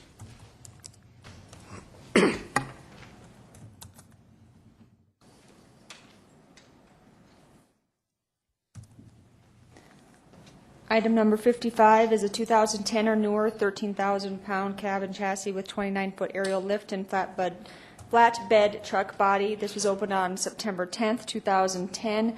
We did receive 4 bids. The advertising authority was $60,000, and the recommendation is to award the bid to Highway Manufacturing. Highway Manufacturing in the amount of $45,132. We have a motion and a second to award the bid to Highway Manufacturing for a grand total of $45,132. Discussion on that motion. Let's go to Alderman Sam Quaker. Is this purchase total cost or lease purchase, or is this a straight-up purchase? This is a straight-out purchase. All of these will be tonight. Thank you. Thank you. Any further discussion? Motion on the floor is to award it to Highway Manufacturing for a grand total of $45,132. Seeing no further discussion, all those in favor signify by saying aye. Aye. Opposed, motion passes. Number 2, please. Number 56 is the Northridge Water Storage Reservoir Project. Also, this was opened on September 14th, 2010. This is part of TID 54 Rainbow Ridge. We received 3 bids on this project. The recommendation is to award the total bid Schedule A and bid Schedule B in the amount of $2,223,000 to C, B, and I. Okay, we have a motion and a second to award, and what was the total dollar amount? $2,223,000. $223,000, and that was to CB and I, correct? Yes. That is the motion. Discussion on the motion. Let's go to Robert Ellis. Thank you, Mayor. Just wanted to point out once again that this will be an elevated steel storage reservoir located in Northridge. That'll be north of I-90. Will look very similar to the one off Highway 16. So when we start construction, you may get phone calls wondering what's going on up there. That is the elevated storage reservoir that we're building. Very good. Further discussion on the motion. Let's go to Alderman Aaron Costello. Thank you. I think this begs a question. As you enter on Highway 16, Rapid City is what, the Star of the West on our water tower? What will we be advertised as on this water reservoir? Just Rapid City. Very good. Thank you. Okay, just Rapid City. Any further discussion? Seeing none, all those in favor signify by saying aye. Opposed, motion passes. Item number 3, please. Next one is the Northridge Water Booster Station, also part of TID 54 Rainbow Ridge, opened September 14th, 2010. We received 3 bids on this. Recommendation is to award the total bid in the amount of $648,785.78 to RCS Construction. Okay, Pauline, your numbers aren't matching on me. What you have up on the screen is 650,000. You just read 648,000.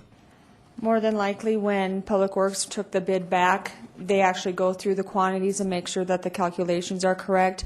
The bid summary on here is actually what is read at the bid opening. Robert, if you want to add anything to that. Yeah, that's correct. When we do the numbers, when we do the calculations to ensure that they got it right, the bid award recommendation would be $648,785.78. So 650,000, say it again, what's the total amount? $648,785.78. Okay, Pauline, in the future, make sure that we get this link updated, because otherwise it can be very confusing to the public. The link, I believe, is actually the one with the correct dollar amount. This is just, it's not. I'm looking right at the link. Okay, then I will make sure that it is. Okay. Did we have a motion, Charlene? No, we do not have a motion. Okay. Yep, do we have a second? Second. Okay, we have a motion and a second to award the bid to RCS Construction, Inc. for a total dollar amount of, Pauline, read that again, $648,785.78. Did I remember that right? That is correct. Okay. Everyone clear on the motion? Seeing no further discussion, all those in favor signify by saying aye. Aye. Opposed, motion passes. Item number 4. That is the 2010 Bridge Maintenance Project, opened September 14, 2010. We did receive 2 bids on this. The recommendation is to award the total base bid and alternate one in the amount of $130,234 to Core Construction Services. We have a motion and a second. We're dealing actually with item number 58 on the agenda, and that is to award the bid to Core Construction Services, the base plus the alternate one, for a grand total of $130,234. Any discussion on that motion? Any discussion? Seeing none, all those in favor signify by saying aye. Opposed, motion passes. Next item is the Catron Boulevard turn lane at Bellegarde Boulevard. This was opened September 14, 2010. The recommendation is, we received 3 bids on this. The recommendation is to award the total bid in the amount of $99,624.89 to J&J Asphalt Company. Do we have a second? We have a motion and a second to award the contract to J&J Asphalt Company for a total dollar amount of $99,624.89. We're dealing with item number 59. Any discussion on that motion? Any discussion? Seeing none, all those in favor signify by saying aye. Opposed, motion passes. Item 60, please. Number 60 is the West Chicago Street and Wapiti Court pavement repair project. We received 3 bids on this. The recommendation is to award the total bid in the amount of $167,277.50 to Stanley J. Johnson Concrete Contractor. We have a motion and a second to award the contract to Stanley Johnson Concrete Contractor, Inc. for $167,277.50. Any discussion on that motion? Any discussion? Seeing none, all those in favor signify by saying aye. Aye. Opposed, motion passes. 61, please. 61, this is actually an informal quote for salt storage number 1 roof replacement. The reason why you are seeing it is it exceeds the $25,000 amount, and it did not have to be bid because it was under the $50,000 bid requirement. And so we received 2 quotes on this from Pendos Construction and Collins Company. The recommendation is to award the quote in the amount of $48,046 to Pendos Construction. we have a motion and a second to award the informal quotes to Pendo Construction. They are licensed, right? I believe I'm kidding. so. I know they are. It's a commercial job. Okay, for a total dollar amount of $48,046. Any discussion on that motion? Any discussion? Seeing none, all those in favor signify by saying aye. Aye. Opposed, motion passes. Thank you, Thank Pauline. you. Takes us through all the bids. We have no items from the mayor. We do have 4 items from Alderman. First one is item number 61. This is to set a November or December budget hearing. We'll go to Alderman Sam Quaker. Thank you, Mayor.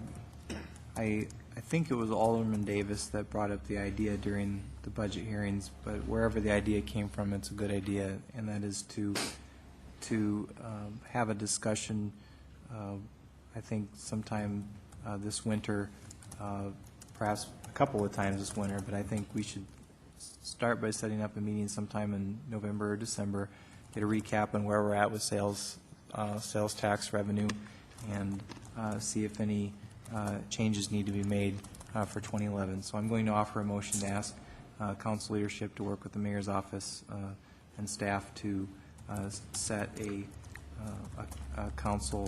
special council meeting for sometime in November or December to review. Okay, we have a motion. Do we have a second?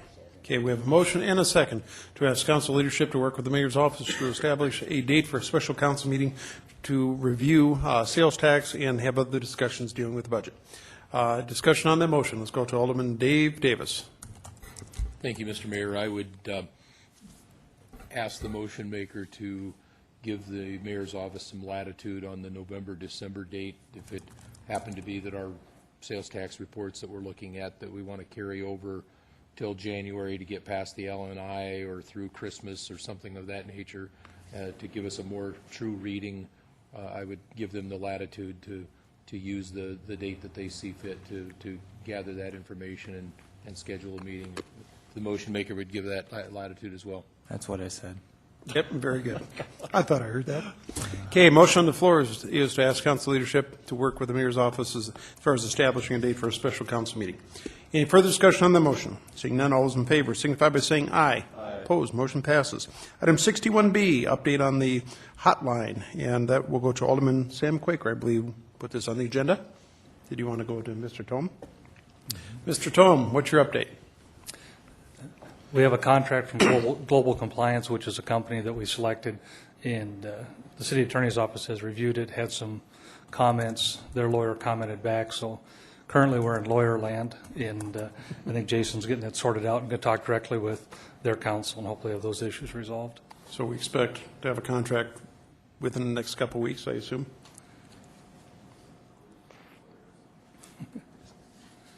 Isn't that a contradiction in terms? Reasonable attorneys. Oh, no, you're right. That was reasonable attorneys' fees. I'm sorry. We talk about what those issues are. What are we trying to hammer out? I have them in an email. I guess I don't remember exactly, but there was 6 or 7 points that our city attorney had. Jason, can you give us an update on the review of the contract? You know, I can give you a couple of them off the top of my head. It certainly won't be all of them, though. They are provisions that we routinely strike or change, such as removing arbitration provisions and requiring that if there's a dispute over the contract, that South Dakota law governs the contract. Those are representative. It's not all of them, though. Yep. But we can expect to actually have some. Why don't you report back when you know you have the contracts going through, if you just report back to, say, legal and finance. And I can do that. And once the contract's approved, the implementation or operation of it is fairly quick, so it'll come online fairly fast. Okay, I'm going to go back to Alderman Quaker. You still have the floor, sir. Thank you, Mayor. So at what point does if a tip is called into the hotline, at what point is it brought forward to the attention of the city council members? Kevin? I don't think we've fully clarified what our internal policies are going to be. It's going to be a case-by-case basis with each complaint you get, and depending upon the nature of the complaint and what it is, may dictate where it goes. To say carte blanche that every complaint is going to go to the city council, I couldn't say that today. They do keep a log of all the calls that come in, so that'll be kept by Global Compliance. So anytime I guess we decide we want to audit that or look at it, it would be available. Yep, Alderman Quaker. I guess I would like to make the recommendation that we can maybe discuss it when this comes back through for another report, but I'd like to make the recommendation that when a tip is made to the hotline, that the council receive a briefing, and it can be it can be a personnel matter, I'm assuming, but I think the council members should know, because hypothetically speaking, let's say you have a tip that's been called into the hotline, and then you also have a tip or a concern that's been brought forward to a member of the city council, and the member of the city council doesn't know that the tip's already been called into the hotline, so the member of the city council tries to help out and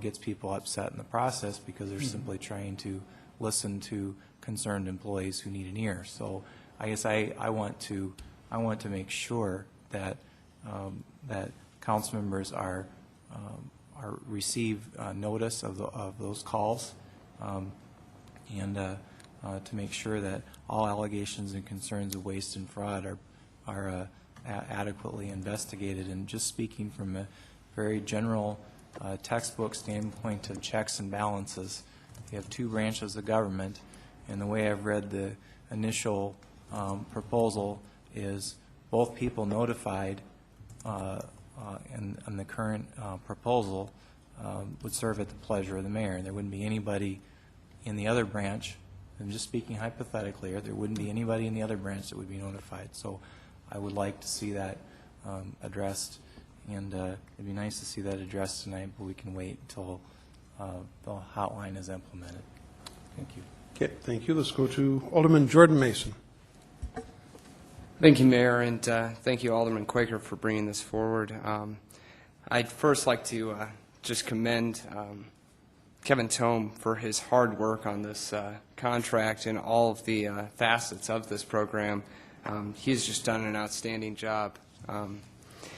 With the idea of taking this to entail a briefing to the City Council, Kevin, is it my understanding that in the original resolution that we had it where the first two people were the city attorney and community resources director would be notified? Is that correct? Kevin? That's correct. That's what we had discussed, was they would be the two initial points of contact. Thank you. And I just have a question for Alderman Quaker. Can you specify what you mean by briefing? Do you mean like a verbal briefing, or do you mean just a notice of some general kind via email or just some sort of written notice? Alderman Quaker. I think just a verbal briefing that there has been a concern raised. I mean, I don't know that we would want to have a briefing at a council meeting, because I don't want to jeopardize any possible investigation that would be going on as a result of the tip. I'm just saying that speaking from myself, Jordan, I don't want to be put in the position of having someone file a complaint through the fraud line and then coming to me and expressing the same concern, and then me not sure exactly what to do with it. So then I try to find out more information, and people get sensitive and frustrated and upset as a result. And we've seen from recent examples that things can be brought forward and not necessarily followed up on, or there can be concerns brought forward later. And so I think that in all fairness, we need to make sure that the City Council, the bare minimum council leadership, is notified when a call is made into that tip line. And I quite frankly think the notification should come from the company itself. They should let us know that there's been a tip, and then that serves as a wonderful checks and balance that nothing can be brushed under the rug. Thank you. Thank you. You know, it's very good discussion. I absolutely understand Alderman Quaker's points. They're well taken. I think if you may want to go back and look, we just approved a notification procedure for both the council from the mayor to the council and the council to the mayor. And I think actually what we're talking about is probably covered under that resolution, because the resolution specifically states that if either the mayor or a council person becomes aware of any fraudulent or misappropriations of money, that a notification shall occur. So, I mean, not saying we'll take a look at it, but we may have our bases covered there, but we'll certainly report back. With that, let's go to Alderman Bill Waugh. Thank you, Mayor. I think a simple answer, just a simple process, is if once this hotline is in place and up and rolling, and a constituent or someone calls me with a concern that would fall into the hotline type of process, my first question would be, did you call the hotline? And then I would know whether they did or not. So. Yep, very good. Thank you. Okay, the motion on the floor. Or I'm sorry, I guess we don't have a motion yet. I guess I would look for a motion just to acknowledge the report. So moved. Okay, we have a motion and a second to acknowledge. Discussion on the motion. Let's go. I'm going to go to Alderman Weifenbach and then back to Alderman Quaker. Alderman Weifenbach. Thank you, Mr. Mayor. I think Mr. Tome had mentioned that they don't have all the logistics of the procedures worked out, correct? So we can bring this back if we decide, because it probably would be important to have two separate, branches of government looking at it. I mean, you don't want to have the administration and the administration under. That way, it makes sense if there was someone on the council. Maybe we can work that out as it comes forward. I don't think that. And I'd agree, there's some policy questions to sort out yet, because it's all very fresh, but I think we can sort that out as we move forward. Okay, I just want to make sure that had that clarified, because I think that would be important that somebody on the council was also notified. So, thank you. Very good. Good discussion. Any further discussion? Let's see, we do have a motion to acknowledge, correct? Yes, we do. Okay. All those in favor signify by saying aye. Aye. Opposed, motion passes. Item 61C, which is a 2012 meeting schedule. Let's go to Alderman Ron Croker. Thank you, Mayor. Since we had to cancel our scheduled 2012 meeting on the 27th, we need to reschedule that. So I'm going to throw out a date of October 12th. That's a Tuesday evening, the night after a holiday, say at 5:30 to have those hearings. So October 12th at 5:30. Hopefully that'll work for everyone. Why don't I do this? I'll have the mayor's office contact all the city council members, and we'll make sure that works, and then we'll report back to you, Ron. Okay, because we do need to, of course, Notice. the people that have applied for those funds, so. Yep, what we'll do is we'll go ahead and either, Trudy will probably call each one of the council members individually and verify your availability on the 12th, and then once we've established that everyone can make that, what we'll do is we'll clear that through council leadership. Once it's approved, we'll notice it, and we'll also have them notify all the applicants of 2012. Thank you, Mayor. Thank you. Okay, look for a motion to acknowledge. So moved. We have a motion and second. Discussion on the motion. Seeing none, all those in favor signify by saying aye. Opposed, motion passes. 61D, Alderman Costello, use of council email during council meetings. Thank you very much, Mr. Mayor. And I'll preface this with the aspect of I'd be fine with continuing this discussion to legal and finance, but I'd like to talk a little bit about it and someone else make the motion. So much of our information comes through email these days, and we never know when during council meetings it would be important. I found myself longing to check my email during our last this budget hearing today because I knew there's information in there that I had not pulled out into a separate file. So I would like at the next Legal and Finance Committee meeting for there to be a discussion on how we can do that. I understand there may be conflict with open meeting laws, but I'm certain that there are other municipalities that allow the use of email. It might be interesting even to go back on the history of what caused this resolution in the first place. It might be, I won't judge that. I would love it if one of my fellow council members could make a motion to move this to the next Legal and Finance Committee agenda. Okay, we have a motion and second to place this item on the next Legal and Finance Committee meeting. Any discussion on the motion? Seeing none, all those in favor signify by saying aye. Opposed? Motion passes. Thank you, everyone. On to staff items. Item number 62. This is to authorize authorization to apply for the AFG Safer Grant for 3 FTE firefighters. My understanding is Chief wants to have this tabled as after we discuss this is probably not the best timing for it. Okay. We have a motion second to table. No discussion on tabling motions. All those in favor signify by saying aye. Opposed? Motion passes. Thank you, everyone. We are on to the public hearing items. These are items 63 through 73 inclusive. Chair would look for a motion to open the public hearing on items 63 through 73. We have a motion. Do we have a second? We have a motion and second. Any discussion on that motion? Seeing none.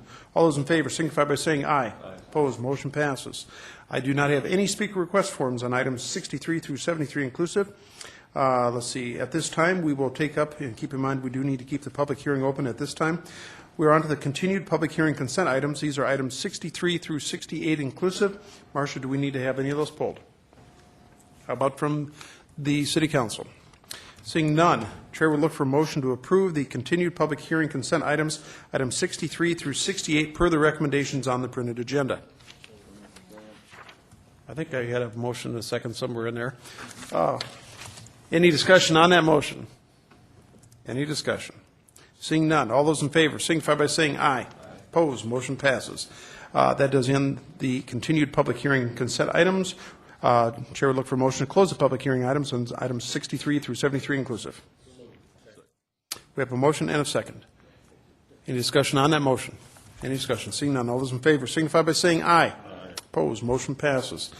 Let's see, we are on to the consent public hearing items, items 69 through 73. Marcia, do we need to have any of those pulled? Okay, very good. Yep, you can certainly pull one. Which one? I would like to pull number 69, please. Item number 69. Okay, very good. Alderman, where's Alderman Mason. Tell you what, I'm going to go ahead and pull item number 72 for him. Any other items that need to be pulled from the consent public hearing items 69 through 73? Not, the chair will look for a motion to approve items 69 through 73 inclusive with the exception of 69 and 72. We have a motion and a second. Any discussion on that motion? Any discussion? Seeing none. All those in favor signify by saying aye. Opposed, motion passes. Item number 69, please. Let's see. Alderman Weifenbach, could you just please read in item number 69? Yes, sir, Mayor. 69, Downtown Rapid City Economic Development Corporation, DBA Destination Rapid City for a special event beer license for an event scheduled October 2, 2010 at the intersection of 7th Street and St. Joe. Yielded the floor. Okay, can we have a motion, please? We have a motion and second for approval. Any discussion on that motion? Let's go to Alderman Aaron Costello. Thank you, Mr. Mayor. I looked for a map of this, and there was not one linked. I apologize for not asking for that earlier. My concern is stating at the intersection of 7th and St. Joseph Street. So does that mean that traffic will be impeded on St. Joseph Street? Let's go to, let's see, where's the chief? The answer is no. I believe this is the Pumpkin Festival. Both Main and St. Joe will remain open and traffic will flow. Okay. It'll be 7th Street, I believe, between Main and St. Joe, and then also south of St. Joe up to, I believe, up through Quincy Street will be blocked off. Chief? Okay. On the Pumpkin Festival, on the on item number 69, Main and St. Joe remaining open, correct? Correct. Okay, very good. Okay. Thank you very much. Thank you. Any further discussion? Motion on the floor, item number 69 is for approval. Any further discussion? Seeing none, all those in favor signify by saying aye. Aye. Opposed, motion passes. Item number 72. Rapid City Area Chamber of Commerce for a special event beer and wine license for an event scheduled November 9, 2010 at SDSM&T Paleo Building, 501 East St. Joseph Street. Move approval. We have a motion and second for approval. Any discussion on that motion? Any discussion? Yep. We'll let him abstain here. Any further discussion? Seeing none, all those in favor signify by saying aye. Aye. Opposed, motion passes with Alderman Jordan Mason abstaining. We're on to item number 73, if you Item would, number please. 73, Mr. Mayor. Approve resolution levying assessment for the cleanup of miscellaneous property. Move approval. Do we have a second? Oh, that was part of consent. I'm sorry. Oh. My apologies. That was true. We already took that up. Oh, we did. Okay. Yeah, you did do a good job reading that in. You did a though. good job. Okay, so that does take us to the end of the consent public hearing items. We're on to item 73A. If you could read that in, please, Mr. Weifenbach. Item number 73A, intent to enter into a lease with Downtown Business Improvement District. Move approval. Second. We have a motion and second for approval. Discussion on that motion. Let's go to Jason Green, City Attorney. Thank you, Mr. Mayor. The council's previously approved the resolution of intent. What is up tonight is the public hearing. So the motion that should be made first is a motion to open the public hearing on the lease. The lease is item 73B that was added to your agenda. So Okay. this is the public hearing on whether or not to enter into the lease. Okay, Bert. Okay. Do we have a second? Second. Okay, we have a motion and a second to open the public hearing on items for item 73A. Discussion on the motion. Seeing none, all those in favor signify by saying aye. Aye. Opposed, motion passes. Do not have any speaker request forms. Does anyone in the audience wish to speak to this item? Seeing none, Chair would look for motion to close the public hearing item. We have a motion and a second to close the public hearing. In discussion on that motion. Seeing none, all those in favor signify by saying aye. Aye. Opposed, motion passes. So, Jason, what other action do we need to take other than to acknowledge? We've held the public hearing, so The public hearing's been held, so now you are able to take action on item 73B if the Okay. council so desires. So 73A is disposed of? 73A is disposed of at this Okay. point. So 73B was the item added to the agenda, and that is the lease with the Downtown Business Improvement District Board. The hard copy should be in the folders. We apologize it wasn't linked before this, but we were making final edits to this right up until about 3 o'clock this afternoon. Mr. Nelson and Mr. Sefner were meeting with Wade Nyberg from my office to get that done. It's ready for your approval. I know that the bid board would like to be able to take action on it tomorrow, knowing the council has approved it. The recommendation from my office is for approval. If the council was inclined to take 2 weeks to review it and continue the item, I think the bid board would assume that you would pass it at the meeting in October and would proceed with the request for proposals to hire a manager. Okay. Before I'm going to ask for a motion, Jason, why don't you explain basically what the lease does and who it's in between. The lease is between the City of Rapid City and the Downtown Business Improvement District Board, and it is for the Main Street Square property. It's a 10-year lease with, I believe, 2 10-year options for renewal. It gives the BIB board the legal authority to control the property so that they can operate the Main Street Square property there with the BID funds. In doing that, they intend, I believe, to hire a manager to handle that operational aspect for them. And they will go out for RFPs for that. Yes, that's my understanding. The board intends to go out for RFPs. Okay. It's I think, $1 a year lease, fairly typical of something we would do with other nonprofit type groups. But the lease is necessary to get them the legal authority to control that property. Okay. Thank you. Thank you for the council for the little bit of latitude explanation. Chair would look for a motion to do something. Okay. Do we have a second? We have a motion and a second for approval. Discussion on that motion. Let's go to Alderman Sam Quaker. Oh, Mike, please. Thank you, Mayor. I've been skim reading the contract. I don't see anything in here that is a problem. I think we could certainly approve this tonight with just a notice of reconsideration at the next agenda, so that way if there is a problem, one of the aldermen can bring it up. So I guess I would like to include that. That will be actually what we'll do, Sam. We'll vote on that, and then what you'll need to do is I'll recognize you immediately after, and if you just give that notice, then we're covered. But it's a very good idea. Thank you. Okay, further discussion. Motion on the floor is for approval. Seeing no further lights, all those in favor signify by saying aye. Opposed? Motion passes. Let me recognize Alderman Sam Quaker. Thank you, Mayor. I would like to file an intent of reconsideration notice on the item that we just passed. Yep, very good. And there was no action that is required. And so what will happen is, if indeed there's some questions, that can be brought back up. If it's not brought back up, it's assumed to be approved. Okay, very good. We're on to the bill list, correct? Pauline? The bill list before you is $6,625,764.48. I do need to add to that a claim for Simon Contractors for the Heartland Court relocation that in the amount of $13,898.65, and then also a claim to the South Dakota Municipal League for Bonnie Peterson to attend the annual conference for $115, making the new grand total $6,639,778.13. Okay. Do we have a motion, please?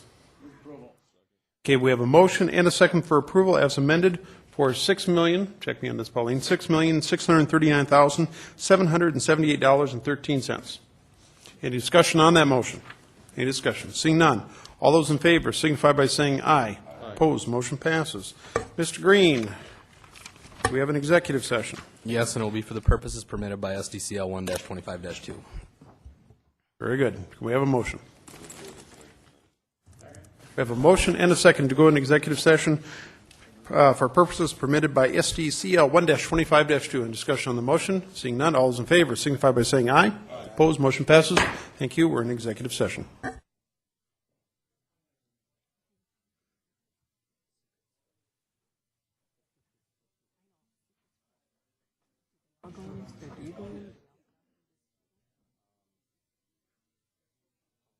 I'm out of executive session, walking through the door now, and we're all sitting here, and no one even wants to speak. So Look at the time. We've got all night. okay. I did entertain a motion to come out of executive session. Second. Okay, all in favor, say aye. Aye. Okay, we are out of executive session. I just want to note that we have Alderperson Quaker, Alderperson Hadcock, and Alderperson Ron Weifenbach that are not here. So with that, we'll go to Jason Green. Thank you, Mayor. I'd ask the council to direct the staff to proceed in accordance with the discussion in executive session on the litigation matter, potential litigation matter, excuse me. So moved. Okay, we have a motion and a second on the potential litigation. Further discussion on that motion? Being none, all in favor say aye. Aye. Those opposed, motion carries. Mr. President, I request the council's direction on the claims discussed in executive session. Okay. Move to reject the claims. Second. Okay, we have a motion and a second to reject the claim for attorney's fees. Further discussion on that motion? Being none, all in favor say aye. Aye. Those opposed, motion carries. Thank you. Meeting to, have a motion to adjourn? So moved. Got a motion and a second to adjourn. All in favor say aye. Aye. Those opposed, motion carries. See you in the morning. 9 bells? 9 bells. 9 o'clock.